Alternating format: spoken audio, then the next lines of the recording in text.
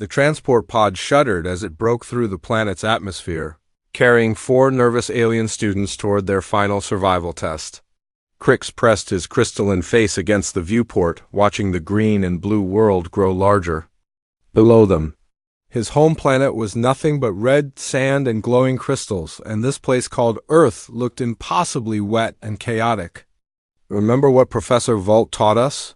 said Nala, her gills fluttering with anxiety as she checked her breathing apparatus for the 100th time. "Standard shelter protocol first, then resource gathering, then perimeter security."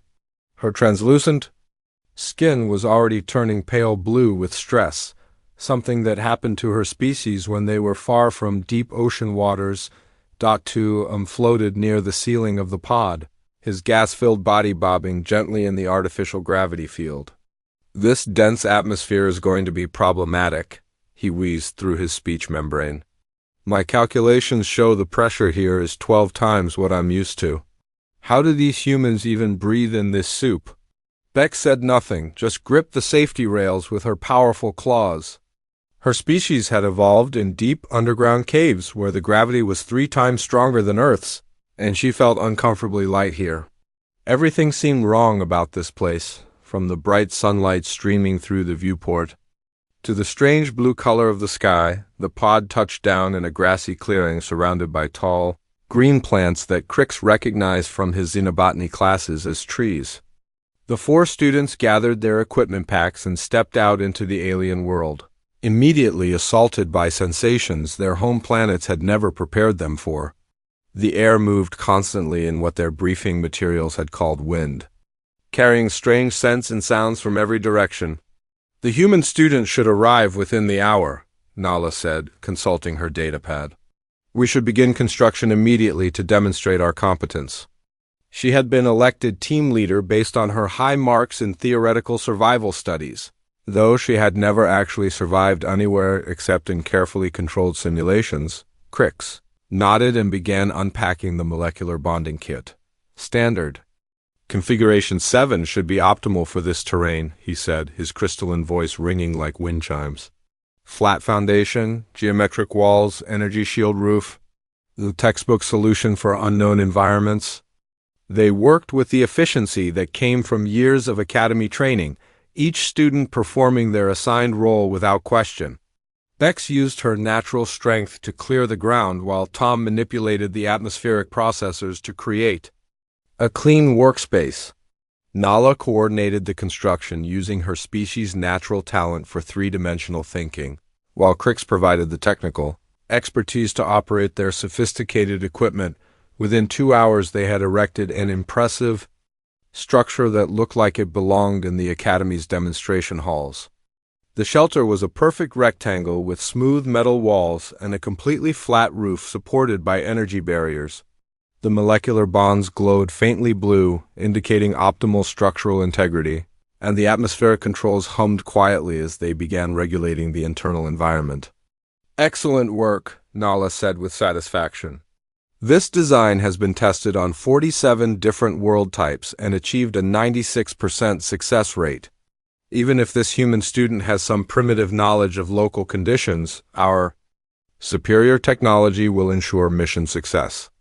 The other students murmured agreement as they installed the final systems. Their energy generators would provide power for months. Their water recyclers could process any liquid they encountered, and their food synthesizers could create nutrition from basic atmospheric elements. They had brought the finest portable technology the galaxy had to offer. Alex arrived, just as they were putting the finishing touches on their environmental controls. The human climbed out of a much smaller and more primitive transport, carrying only a simple backpack and what appeared to be basic hand tools. The aliens watched with curiosity as this representative of the species that had somehow earned admission to the Galactic Academy despite their obvious technological limitations. "Impressive setup," Alex said, walking around their shelter and examining the construction with interest. The human was smaller than Bex, less colorful than Nala, more solid than Tom, and completely organic unlike Crix. To the alien students, Alex looked disappointingly ordinary. "Thank you," Nala replied formally. We have implemented Standard Survival Protocol 7 with enhanced atmospheric processing and redundant power systems. The structure is rated for Class 9 environmental hazards and should easily withstand any conditions this planet can produce. Alex looked up at the perfectly flat roof and then at the darkening sky above them. Heavy clouds were gathering on the horizon, moving toward their location with surprising speed. "You might want to reconsider that roof design," the human said mildly. "Those clouds look like they're carrying a lot of water." Crix's crystalline structure chimed with what his species considered laughter. "Our energy shields are rated for pressures up to 50,000 pascals per square meter. A little atmospheric moisture cannot possibly threaten our construction. The molecular bonds will hold regardless of external conditions," added Tom, floating smugly near the shelter's entrance. "We have studied your planet's weather patterns extensively. Precipitation events rarely exceed the capacity of standard drainage systems." Alex walked over to a small depression in the ground near their shelter and knelt down, examining the soil with those strange organic sensors humans called fingers. "This clay holds water pretty well," the human said, more to himself than to the others. "And that slope is going to channel runoff right toward your foundation. Our atmospheric processes will handle any excess moisture," Nala said dismissively. "Perhaps you should focus on setting up your own shelter instead of questioning our methods." The human shrugged and began unpacking that primitive backpack, pulling out items the aliens couldn't identify. Most appeared to be simple metal tools, without any visible power sources or computational elements. Alex spread them out on the ground like some kind of ritual offering, then stood up and looked at the sky again. "Storm's going to hit in about 3 hours," Alex said casually. "Might be a big one judging by those cloud formations. You sure you don't want to angle that roof at least a few degrees?" The 4 alien students exchanged glances that clearly communicated their shared opinion of human intelligence. They had spent years studying advanced engineering and xenoecology, while this primitive creature was suggesting they modify proven designs based on looking at clouds. "We appreciate your concern," Nala said with the patience of someone speaking to a child, "but our methods have been tested across multiple star systems. Perhaps you should observe our techniques so you can learn more efficient construction methods."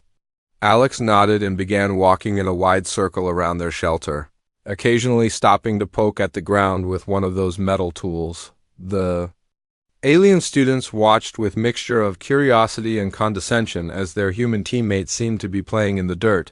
While they finished calibrating their sophisticated equipment, the first drops of rain began falling just as the sun disappeared behind the thickening clouds. Water fell from the sky like the galaxy was dumping an ocean through a broken hull. The 4 alien students huddled inside their technological marvel, watching in growing horror as their perfect shelter began betraying them in ways their academy training had never prepared them for. The first problem became obvious within minutes. Their beautiful flat roof, designed to maximize internal space and minimize material usage, started collecting the falling water like a basin. The energy shield that formed the ceiling flickered and sparked as droplets accumulated into puddles, then streams, then a growing pool that pressed down with increasing weight. "The shield generators are experiencing power fluctuations," Crix reported, his crystalline voice crackling with static that indicated severe stress. His species communicated through harmonic vibrations, and the constant drumming of rain above them was disrupting his ability to speak clearly. "The water mass is exceeding design parameters." Nala frantically worked her controls, trying to activate drainage systems that existed in theory but had never been tested in actual Earth conditions. "The atmospheric processors should be handling this moisture," she said, her gills flapping rapidly as panic set in.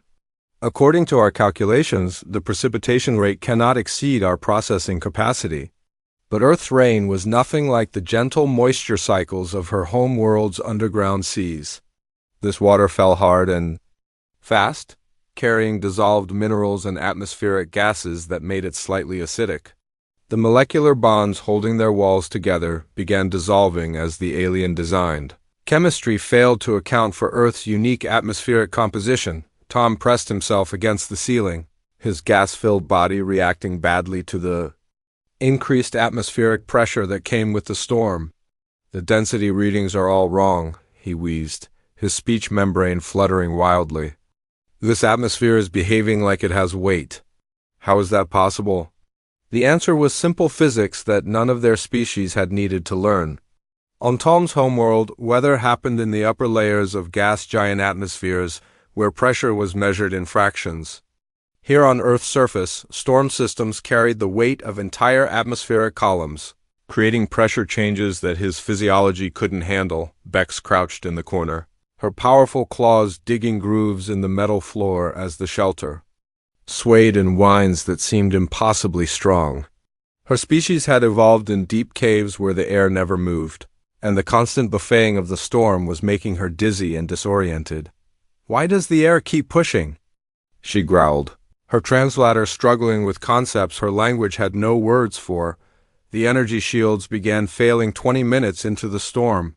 Warning lights flashed throughout the shelter as water seeped through gaps that shouldn't have existed, running down walls that should have been perfectly sealed.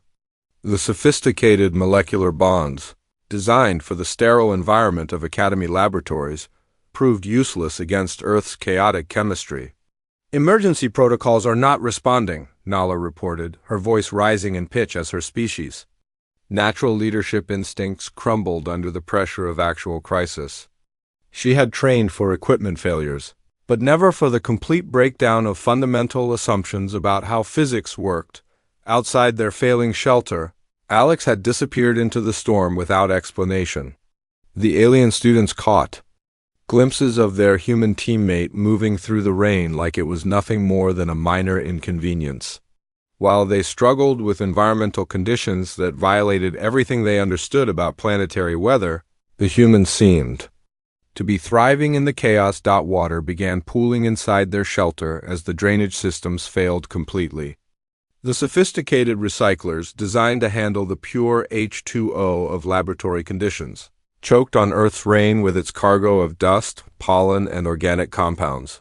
The machines sparked and died one by one, filling the air with acrid smoke that made breathing even more difficult. "The Foundation is compromised," Crix announced, his harmonic voice now barely audible over the storm's roar. The crystalline being was developing hairline fractures as the humidity invaded his molecular structure, something that had never happened in his species' desert evolution. "Structural integrity is at 15% and falling." The shelters, perfectly flat walls, designed for efficiency in controlled environments, created wind patterns that actually made the storm worse around their location. Air currents hit the geometric surfaces and reflected back in unpredictable ways, creating mini tornadoes that pulled at their failing roof and drove rain through every microscopic gap in their construction. Nala's breathing apparatus began malfunctioning, as Earth's rain proved too different from her homeworld's mineral-rich seas. The device had been calibrated for water with specific chemical properties, and Earth's relatively pure rainfall couldn't provide the dissolved nutrients her gills needed to function properly. She began gasping, her translucent skin turning darker blue as oxygen levels in her bloodstream dropped. "Systems failing across all parameters," Tom reported weakly, his body compressed into an uncomfortable density by the storm's pressure changes. "Power generation at 20%, life support at 30%. Structural integrity at 12% and still declining." The four students pressed together in the center of their collapsing technological fortress, surrounded by sparking equipment and rising water. Everything they had learned, every sophisticated system they had mastered, every assumption about their own superiority was washing away with the rain that poured through their dissolving roof, through gaps in their failing walls. They could see Alex working in the storm like it was just another day. The human had somehow constructed what appeared to be shallow channels in the ground, and water was flowing away from their area instead of pooling around the foundation. It seemed impossible that such simple dirt moving could be more effective than their molecular bonding technology. "How is the human surviving out there?" Bex asked, her claws leaving deeper gouges in the floor as another gust of wind shook their shelter. Her species had no concept of weather beyond the steady conditions of deep caves, and seeing any creature function in such chaos challenged everything she understood about survival. The energy shields collapsed completely, just as the storm reached its peak intensity. The flat roof, now unsupported, buckled and twisted under the weight of accumulated water before tearing apart like paper. Rain poured directly into their shelter, short-circuiting the remaining equipment and turning their floor into a shallow lake. In desperation, they activated their emergency beacon, but the storm's electromagnetic interference scrambled the signal into useless noise. They were trapped in a shelter on an alien world, surrounded by weather patterns that made no sense according to their education, with only a primitive human for help. Outside in the storm, Alex's voice carried over the wind and rain, shouting something about drainage and angles and working with gravity instead of against it. The alien students couldn't understand how anyone could think clearly in such conditions, let alone solve engineering problems while being pelted by water falling from the sky. Their perfect textbook shelter was becoming a death trap, and their sophisticated technology was proving as useful as decorative crystals against the raw power of Earth's weather. As water rose around their feet and their last functioning systems sparked and died, they began to understand that survival might require more than advanced degrees and superior equipment. The storm showed no signs of stopping, and their human teammate was still out there in the chaos, apparently building something that worked. Alex emerged from the storm carrying an armload of materials that looked like random junk to the 4 alien students watching from their flooding shelter. Tree branches, flat stones, strips of what appeared to be organic fiber, and that simple collection of metal tools were apparently everything the human needed to solve problems that had defeated their most advanced technology. "Need to get you out of there before that roof comes down completely," Alex called over the wind, seemingly unbothered by the rain that was still hammering everything in sight. "Grab whatever equipment still works and follow me." The alien students looked at each other with the universal expression of beings who had run out of better options. Their textbook shelter was chest-deep in water and falling apart around them, while their primitive teammates stood in the same storm looking like it was just another day at the office. Nala was the first to move, her leadership training finally overriding her species' natural fear of unfamiliar environments. "What do you propose we do?" she asked, her breathing apparatus gurgling slightly as it struggled with the humid air. "Basic physics," Alex replied, already walking toward higher ground about 50 meters from their failing structure. "Water goes downhill, wind goes around obstacles, and roofs work better when they're not trying to hold swimming pools." Crix followed reluctantly, his crystalline structure ringing with distress harmonics as rain continued to assault his mineral-based physiology. "Our molecular engineering is far more sophisticated than primitive construction techniques," he protested, even as pieces of his dissolved shelter floated past his feet. "Sophisticated doesn't mean functional," Alex said, stopping at a spot that looked identical to everywhere else to the alien students. "Your engineering assumes controlled conditions, but Earth doesn't care about your assumptions." The human began digging with one of those simple metal tools, creating what appeared to be random furrows in the ground. To the aliens, it looked like Alex was just making holes in the dirt for no logical reason. Their education had taught them that proper construction required detailed planning, precise measurements, and sophisticated equipment. "This soil has about 60% clay content," Alex explained while working, "which means it holds water but drains predictably if you give it the right channels.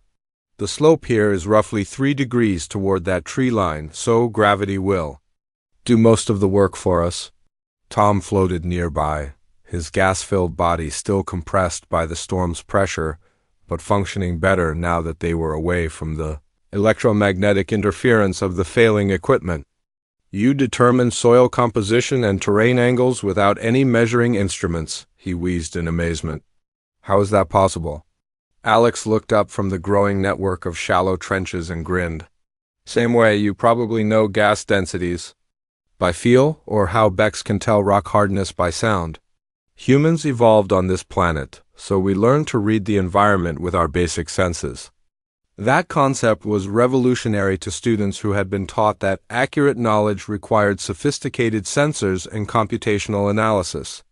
The idea that any being could understand complex environmental factors through simple observation challenged their fundamental assumptions about intelligence and technology. "Observe the water flow," Alex continued, pointing to where rainwater was already following the newly dug channels instead of pooling randomly.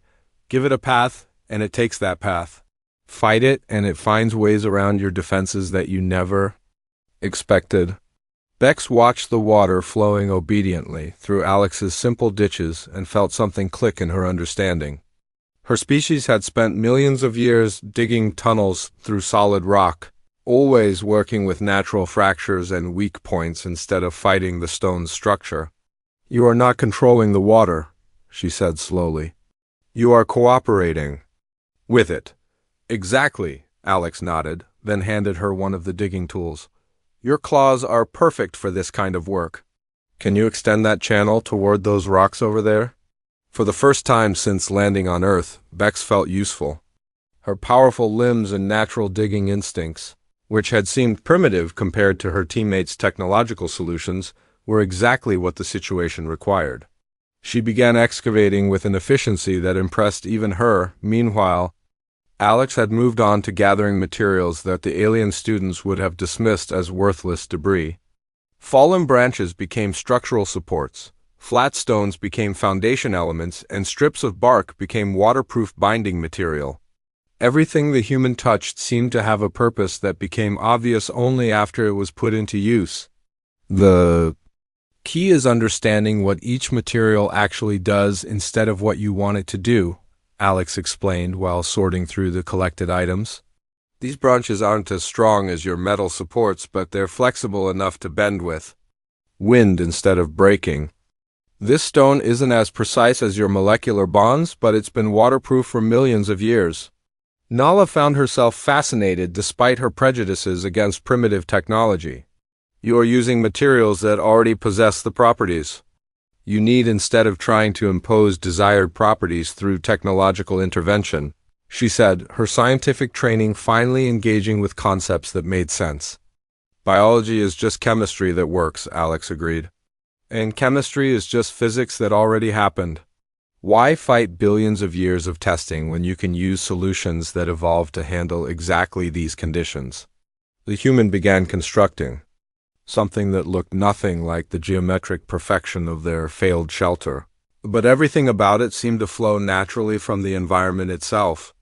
The foundation followed the ground's natural contours instead of fighting them, the walls angled to deflect wind instead of blocking it. And most importantly, every surface sloped to shed water instead of collecting it. Crix watched in growing amazement as Alex built structural joints using nothing but precisely shaped wood and stone wedges. "Those connections should fail under stress," he said, his harmonic voice filled with confusion. "There are no molecular bonds, no energy reinforcement, no computational stress analysis." "But look how they actually behave," Alex replied, demonstrating how the wooden joints flexed under pressure instead of breaking. Rigid connections concentrate stress at failure points. Flexible connections distribute stress across the entire structure. That was another concept that challenged everything the aliens had learned about engineering. Their education emphasized precise control and predictable behavior, while Alex's approach embraced uncertainty and worked with natural variation instead of trying to eliminate it. As the storm continued around them, the drainage system Alex had created kept their work area relatively dry, while the humans' construction techniques proved remarkably effective against conditions that had destroyed their high-tech shelter. The alien students began to understand that intelligence wasn't just about having the most sophisticated tools.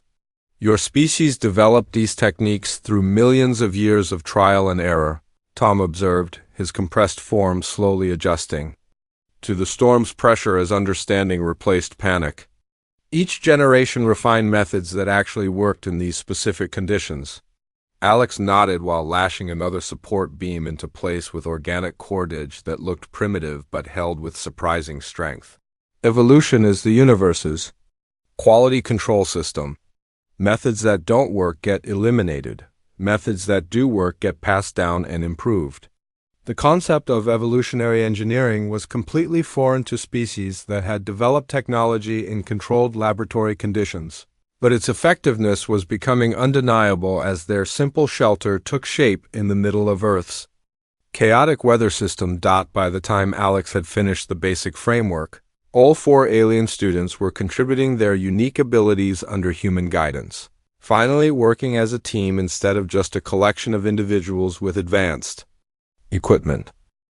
The new shelter began taking shape like something grown rather than built, each element flowing naturally into the next as Alex guided the alien students through construction techniques that seemed impossibly simple yet remarkably effective. What had started as desperate cooperation was becoming something none of them had expected from their survival training. "Crix, can you use your crystalline structure to reinforce this joint?" Alex asked, indicating where 2 wooden beams met at an awkward angle that their remaining technology couldn't accommodate. Not rigid support, just enough flex to handle wind loads. The crystalline being had been skeptical of primitive construction methods, but watching Alex work had changed his perspective on what constituted proper engineering. Instead of trying to create perfect molecular bonds, he grew thin crystal fibers that wrapped around the wooden joint like organic tendons, providing support that moved with the structure instead of fighting it. "Fascinating," Crix chimed, his harmonic voice clearer now that he was focused on problem-solving instead of panic. "The crystalline matrix distributes stress through natural fracture patterns instead of concentrating force at predetermined failure points." "Exactly," Alex nodded while testing the reinforced connection. "Your species evolved crystal growth in dynamic environments, so you instinctively understand flexible strength. We just need to apply that knowledge differently than your textbooks taught you." Nala had salvaged their water processing equipment and was learning to adapt it for Alex's drainage system, instead of trying to control every drop that fell from the sky. Her 3-dimensional thinking, which had seemed useless when their geometric shelter failed, proved invaluable for managing water flow through the complex network of channels Alex had designed. "The fluid dynamics are completely different when you work with gravity instead of against it," she reported, her breathing apparatus finally functioning properly now that they had created a stable microenvironment. "By allowing natural flow patterns, we can process 10 times more water with half the energy expenditure." Her species had evolved in vast underground ocean systems where water management was survival, but academy training had taught her to impose artificial control instead of understanding natural patterns. Working with Alex was reconnecting her with instincts her education had dismissed as primitive. Tom had discovered that his ability to manipulate atmospheric pressure made him perfect for sealing gaps in their shelter, but only when he worked with Earth's weather patterns instead of trying to create his home world's conditions. "The pressure differentials actually help stabilize the structure," he wheezed with something approaching excitement. "Instead of fighting the atmospheric dynamics, I can use them to create internal stability." "Your species understands fluid dynamics in 3 dimensions," Alex said while helping him position pressure equalizers around their shelter's entrance. "Earth's atmosphere behaves like a shallow ocean compared to your gas giant home, so you can predict weather changes before our instruments even detect them." That revelation amazed Tom, who had felt useless in Earth's dense atmosphere until he realized his instincts were actually more sensitive than the alien students' technological sensors. His evolutionary adaptations were perfectly suited for this environment once he stopped trying to recreate familiar conditions. Bex had become their excavation specialist, her powerful claws and tunneling instincts proving invaluable for creating the foundation systems that kept their shelter stable in Earth's shifting soil. "The substrate patterns make sense now," she growled with satisfaction, her translator finally finding adequate words for concepts her language understood instinctively. "Rock, soil, water, root systems, they all interact like tunnel networks in deep stone. Your species spent millions of years learning to read geological structures," Alex pointed out while helping her shape drainage channels that followed natural underground patterns. "Earth's surface geology follows the same principles." as deep cave systems, just with different materials? The shelter that emerged from their combined efforts looked nothing like the failed geometric structure they had started with, but everything about it seemed to belong in its environment. The sloped roof shed water efficiently while creating internal spaces that felt natural rather than artificially imposed.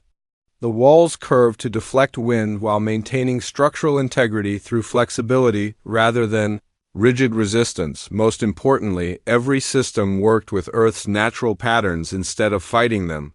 The drainage channels followed groundwater flow, the roof angles matched prevailing wind patterns, and the foundation integrated with existing root systems instead of trying to replace them.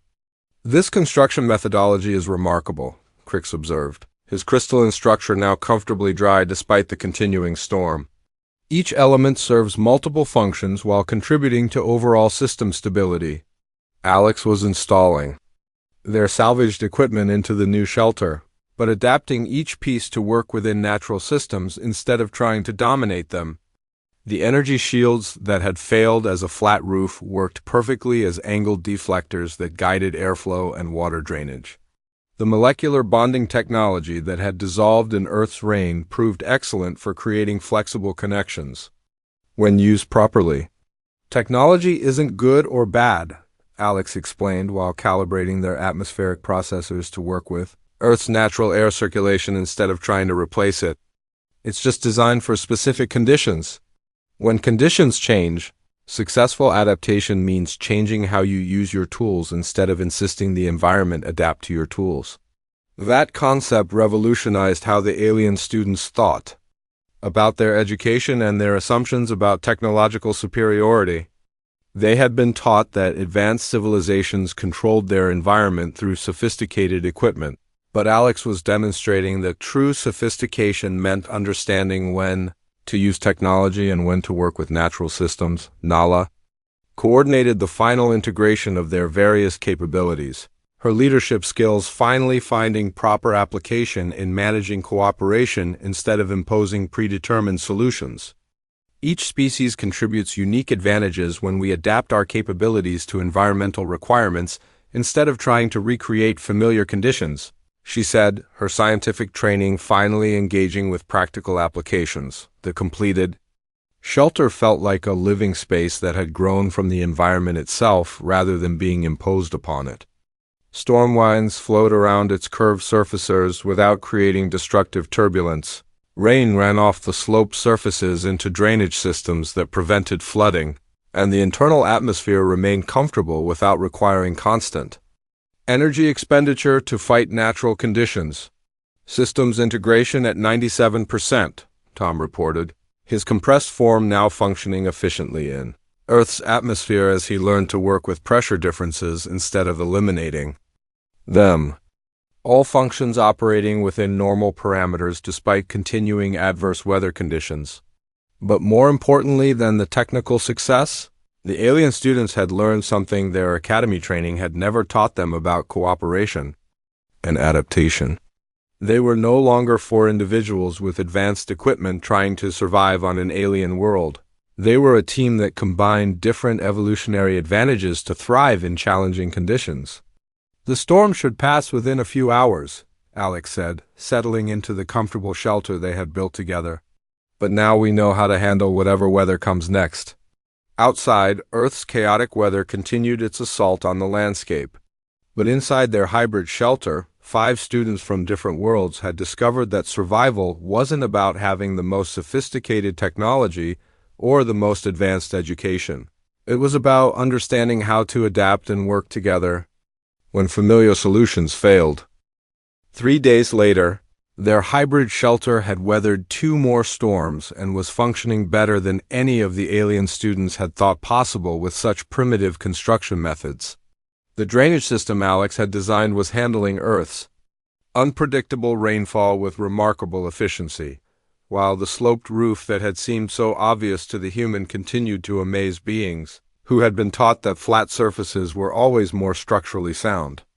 Morning weather analysis indicates another precipitation event approaching from the northwest, Tom announced, his atmospheric senses now finely tuned to Earth's weather patterns. Estimated arrival in 4 hours, duration 6 hours, intensity moderate to heavy. The alien students no longer regarded such reports with the panic that had characterized their first encounter with Earth's chaotic climate. Instead, they checked their systems with the confidence of beings who understood how their shelter worked and why it continued to function despite conditions that had defeated their original high-tech construction. Drainage channels are clear and flowing properly, Bex reported from her morning inspection of the excavated network that kept their foundation dry. Her powerful claws had become expert at maintaining the seemingly simple ditches that were actually sophisticated water management systems designed around Earth-specific soil conditions and gravitational patterns. Alex was teaching Crix how to reinforce their structure using crystalline growth techniques that worked with wood and stone instead of trying to replace organic materials with artificial alternatives. The key is understanding what each material does naturally and then enhancing those properties instead of fighting them, the human explained while demonstrating how crystal fibers could strengthen wooden joints without making them brittle. My species educational system emphasized replacing natural materials with engineered alternatives, Crix replied, his harmonic voice carrying new harmonics that indicated deep thought. We were taught that artificial molecular bonds were always superior to organic connections, but your methods achieve better performance by working with natural properties instead of overriding them. Nala had become fascinated with the way Alex's construction techniques integrated multiple functions into single design elements. Their roof didn't just provide shelter, it also collected and directed rainwater, created airflow patterns that regulated internal temperature, and flexed with wind loads to prevent structural stress accumulation. Efficiency through integration, rather than specialization, she mused while monitoring their adapted life support systems. Each component serves multiple purposes while contributing to overall system stability. It's like the difference between an ecosystem and a machine. Ecosystems are machines, Alex pointed out while adjusting one of their salvaged atmospheric processors to work with Earth's natural air circulation. They're just machines that evolved to be self-maintaining and adaptable instead of requiring external control and maintenance. That perspective was changing how all the alien students thought about technology and civilization. Their academy training had taught them that advancement meant increasing control over environmental variables, but Alex was demonstrating that true sophistication meant understanding when control was necessary and when cooperation with natural systems was more effective. The sound of approaching aircraft interrupted their morning preparations, and all 5 students looked up to see the Galactic Academy's evaluation team descending toward their location. Professor Volt's distinctive transport was flanked by 2 smaller vessels carrying advanced monitoring equipment that would analyze every aspect of their survival performance. Standard evaluation protocol, Nala reminded her teammates, though. Her voice carried none of the nervous authority that had characterized her leadership during their first day. Present findings, demonstrate functionality, submit to individual assessment interviews. But as the evaluation team established their temporary base near the student shelter, it became obvious that something unusual was happening. Professor Volt, a tall reptilian being whose species had evolved on a desert world similar to Crix's home planet, spent an unusually long time examining their construction before beginning the formal evaluation process. This structure does not conform to any recognized survival shelter configuration, the professor announced, his translator rendering his hissing native language into standard galactic. Explain your methodology and design decisions. The 4 alien students exchanged glances, then looked at Alex, who nodded encouragingly. They had learned to function as a team during their week of Earth survival, and that cooperation extended to representing their achievements to Academy authority. Initial construction followed Standard Protocol 7, Nala began, but environmental conditions exceeded design parameters for traditional approaches. Adaptation required integrating species-specific capabilities with local environmental characteristics. Professor Volt's scaled head tilted in the gesture his species used to indicate confusion. You abandoned proven methodology in favor of experimental techniques? That violates fundamental survival training principles. Proven methodology failed, Beck stated. Bluntly, her claws clicking against stone in the rhythm her species used for emphasis. Environmental conditions invalidated assumptions about material behavior and structural requirements. Adaptation became necessary for mission success. The professor's evaluation team began deploying their sophisticated monitoring equipment around the students' shelter, recording everything from structural stress patterns to atmospheric composition inside their hybrid construction. Their instruments confirmed what the students already knew from experience, that their adapted shelter was outperforming academy standards despite using techniques that violated established protocols.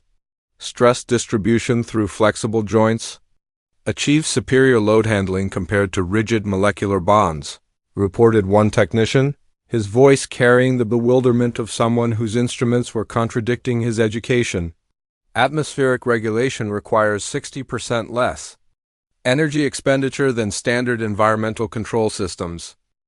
Alex watched the evaluation process with amusement, recognizing the same progression of disbelief and grudging acceptance that the alien students had experienced during their first encounters with human engineering approaches. "Would you like me to explain how the systems work?" the human offered.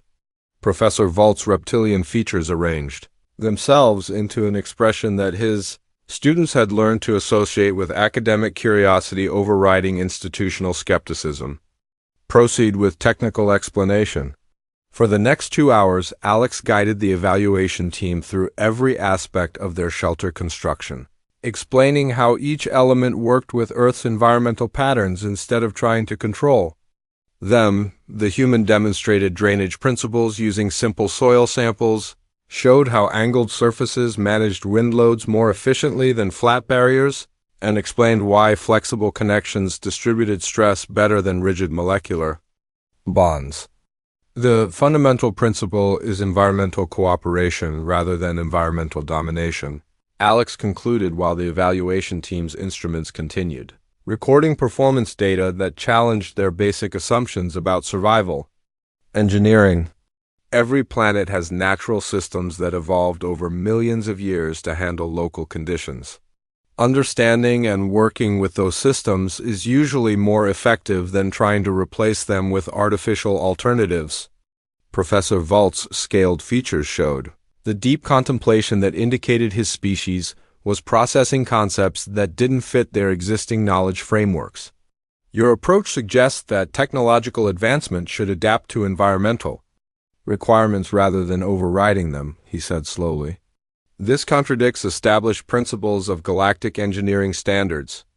"Maybe the standards need updating," Crix chimed, his crystalline structure resonating with new harmonic patterns that indicated confidence rather than deference. "Our original shelter failed completely while this adapted construction has exceeded all performance requirements despite using techniques our education dismissed as primitive." The evaluation continued through the afternoon as the predicted storm arrived exactly when Tom had forecasted. The alien students demonstrated their various contributions to the shelter's success while Professor Volt's team watched their hybrid construction handle Earth's chaotic weather with an efficiency that made their monitoring equipment register readings outside expected parameters. Individual performance assessments indicate unprecedented cooperation levels, reported the evaluation team's behavioral specialist, a floating jellyfish-like creature whose species specialized in group dynamics analysis. Traditional competition. Metrics show minimal relevance to actual survival success in this environment. That observation confirmed what the students had discovered through practical experience, that Earth's unpredictable conditions required teamwork and adaptation rather than individual excellence in predetermined specializations. Their academy training had prepared them to demonstrate superior knowledge, but survival had required them to learn from each other and from the environment itself. As the storm passed and the evaluation team prepared their final reports, Professor Volt gathered the 5 students for what had become an unexpectedly complex assessment interview. "Your techniques appear to be effective," he admitted with obvious reluctance, "but they deviate significantly from established protocols. How do you justify abandoning proven methods? The methods weren't actually proven for these conditions, Nala replied, her scientific training finally finding proper application in defending practical results over theoretical assumptions. They were tested in controlled laboratory simulations that didn't account for the complexity of real environmental systems. Every planet is different, Alex added. Methods that work perfectly on one world can fail completely on another if you don't adapt them to local conditions. Intelligence isn't about having the right answers. It's about asking the right questions when your assumptions turn out to be wrong. Professor Volt's evaluation team spent another day documenting their shelter's performance and interviewing each student about their contributions to the mission's success. Their final reports would eventually lead to significant changes in Galactic Academy survival training, though none of the students knew that at the time. Your mission performance exceeds all established benchmarks, Professor Volt announced during their departure briefing. However, your methods raise questions about fundamental assumptions in our educational curriculum that will require extensive administrative review.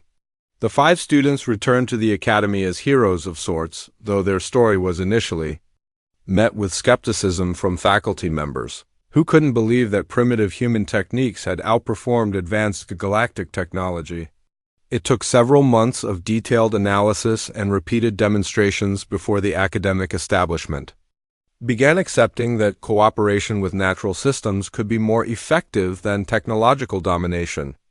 Alex received the highest performance rating in Academy history, but more importantly had gained 4 lifelong friends, who understood that intelligence came in many forms and that survival often depended more on adaptability than on advanced equipment.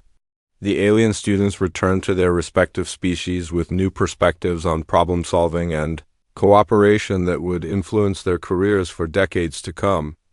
Crix became a specialist in adaptive engineering, developing construction techniques that integrated different species' capabilities with local environmental conditions. His work revolutionized galactic architecture by proving that flexible cooperation could achieve better results than rigid standardization.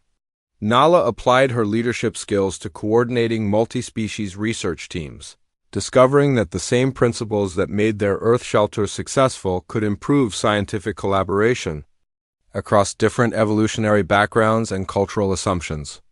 Tom became an expert in atmospheric dynamics, using his enhanced understanding of environmental cooperation to develop weather prediction systems that worked with planetary conditions instead of trying to impose artificial control patterns. Beck specialized in planetary geology, her tunneling instincts now enhanced by understanding how different worlds required different approaches to foundation engineering and resource extraction.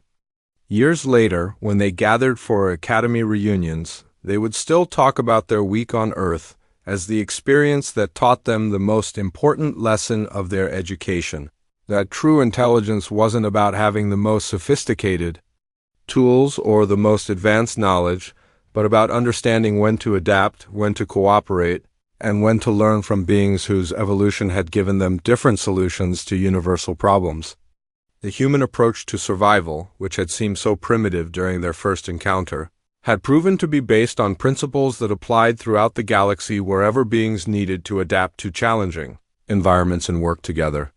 Despite their differences, Alex had shown them that sometimes the most advanced solution was also the simplest one, and that wisdom often came from understanding natural systems rather than trying to control them.